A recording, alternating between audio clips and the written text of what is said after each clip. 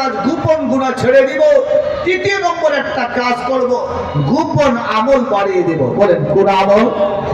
মুসলমান প্রকাশ্যে জামাতে আমরা নামাজ পড়ি, মাহে রমাদানে প্রকাশ্যে রোজা রাখি, লক্ষ লক্ষ মানে বাইতুল্লাহতে একই সঙ্গে জড়ো হয়ে হজ করি। প্রকাশ্য আমলের মধ্যে হয়তো কিছু কিছু মানুষের নিয়ত থাকতে পারে মানুষকে দেখাবা, কিন্তু আমার রব বলে বান্দা আমি আল্লাহকে পাওয়ার জন্য গোপন আমল বাড়িয়ে দাও। এশারের নামাজের পর কম্বল মুড়ে শুয়ে গেলা, ঘরের সবাই মনে করে তুমি ঘুমিয়ে আছো, প্রতিবেশী মনে করে তুমি ঘুমিয়ে আছো, কিন্তু আমার রব বলে বান্দা আমি আরশে আজিম থেকে দেখছি তুমি কম্বলের ভিতরে তাসবিহ হাতে নিয়ে জিকির করতে আছো। সুবহানাল্লাহ। বোঝা গেল গোপন আমলটা এখানে কাউকে দেখাবার সুযোগ নাই। যারা গোপনে আমল করে এরা প্রকৃতি আল্লাহকে খুশি করার জন্য আমল করতে আছে। সুবহানাল্লাহ। আমার প্রিয় হাজিরিন, ফজরের আযানটা হলে মসজিদে আসবেন জামাতে নামাজ পড়তে।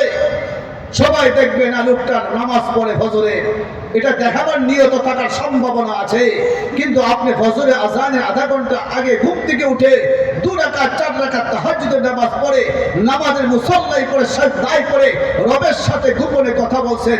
আমার রব বলে বান্দা জগতের সবাই ভাবছে তুমি ঘুমাচ্ছ, কিন্তু আমি রব দেখছি তুমি আমার সাথে শেষ রাতে গোপনে কথা বলতেছো। কথা বলে ডেকে ডেকে না।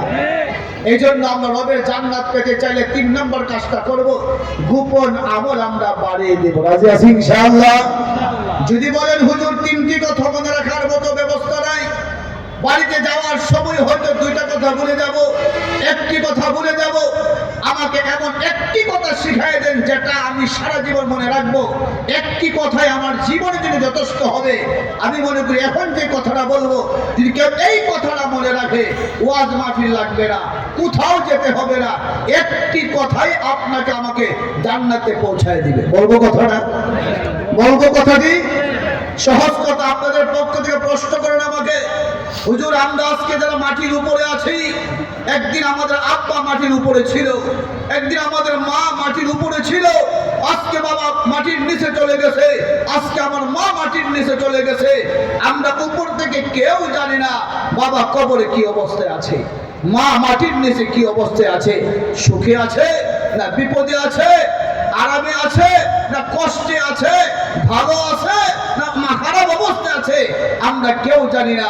যদি আপনারা আমাকে প্রশ্ন করেন কবরে ভালো থাকার কি উপায়, বলেন কবরে মাটির নিচে ভালো থাকার কি উপায়? মাটির নিচে একা একা থাকবো, কেউ সহযোগিতা করবে না, ওখানে ভালো থাকার কি উপায়? আমি বলবো সেই প্রশ্নের সহজ উত্তর হলো যতদিন আমরা মাটির উপরে থাকবো, বলেন যতদিন আমরা মাটির উপরে থাকাকালীন যদি আমরা ভালো থাকতে পারি, যেদিন মাটির নিচে যাব ইনশাআল্লাহ রব সেখানেও ভালো লাগবে। কথা বলে মাটির উপর থাকাকালীন আপনার ভাই বোন আম্মা আব্বা সবাই বলে এই লোকটা ভালো, প্রতিবেশী গ্রামবাসী বলে লোকটা ভালো, রব বলে আমার বান্দা ভালো, আমার নবী বলে আমার উম্মতটা ভালো। আল্লাহ মুহাম্মদ শফি আমাদের মাঝে নেই, বাংলার প্রত্যেকটা মুসলমান বলে লোকটা ভালো। হ্যাঁ, যারা মুনাফিক তারা বলে ভালো না, যারা নাস্তিক তারা বলে ভালো না। নাস্তিকের কাছে ভালো হওয়ার প্রয়োজন নাই, কথা বলে ঠিক কিনা? যারা নাস্তিকের কাছে ভালো সে আসলেই ভালো না, মুনাফিকের কাছে যে ভালো সে আসলেই ভালো না।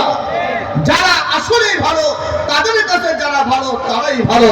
আল্লাহ মুহাম্মদ শফিকে বাংলার মানুষ নয় বিশ্বের সকল মুসলমান বলে ভালো, আরশের মালিক বলে আহমদ শফি ভালো, মুহাম্মদ রাসূলুল্লাহ বলে আহমদ শফি ভালো, প্রত্যেকটা মাটির উপর থাকা জনতা বলে আহমদ শফি ভালো। আমি গ্যারান্টি দিলাম সবাই যেহেতু ভালো বলে ইনশাআল্লাহ আহমদ শফি মাটির নিচে ভালো আছে।